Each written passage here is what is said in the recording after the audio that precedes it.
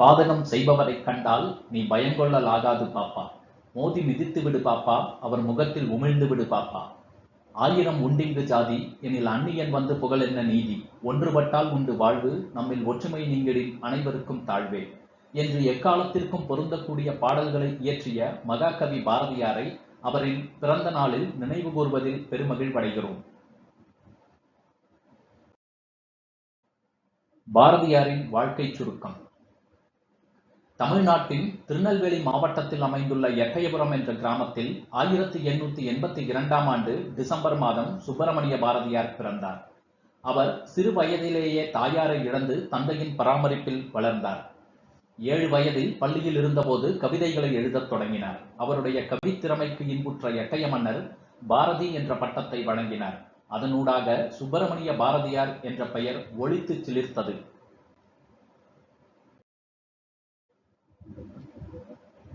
தமிழ் பயிற்சியையும் புலமையையும் வளர்த்து கொண்ட பாரதியார் பல்வேறு மொழிகளில் தேர்ச்சி பெற்றார்.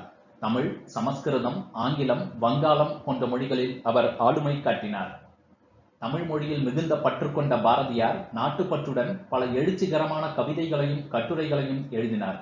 சமூக சீர்திருத்தம், விடுதலைக்கான போராட்டம், ஜாதி மறுப்பு ஆகியவற்றிலும் தீவிரமாக ஈடுபட்டார். வாழ்க்கையின் பல்வேறு போராட்டங்களால் அவர் நச்சை வாழ்வு கழித்த போதிலும் தனது எழுத்துக்களால் மக்களின் உள்ளங்களில் தீபமாய் எரிந்தார். இந்திய பத்திரிகை மூலமாக விடுதலை உணர்வுகளை ஊட்டிய இவர் பிரிட்டிஷ் ஆட்சியால் தடைகள் நிறைய சந்தித்தார். ஆனால் மக்களின் மனங்களில் பிதற்ற முடியாத வீரகவியாக நிலைத்தார்.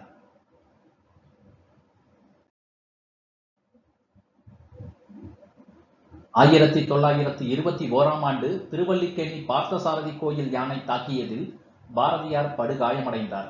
அந்த காயத்திலிருந்து மீள முடியாமல் அதே ஆண்டு செப்டம்பர் 11ஆம் தேதி 39ஆம் வயதில் அவர் காலமானார். அவரது தன்னலமற்ற சேவைகள், தைரியம் மற்றும் எழுச்சியூட்டும் எழுத்துக்கள் இன்றும் தமிழர் இதயத்தில் அழியாதது.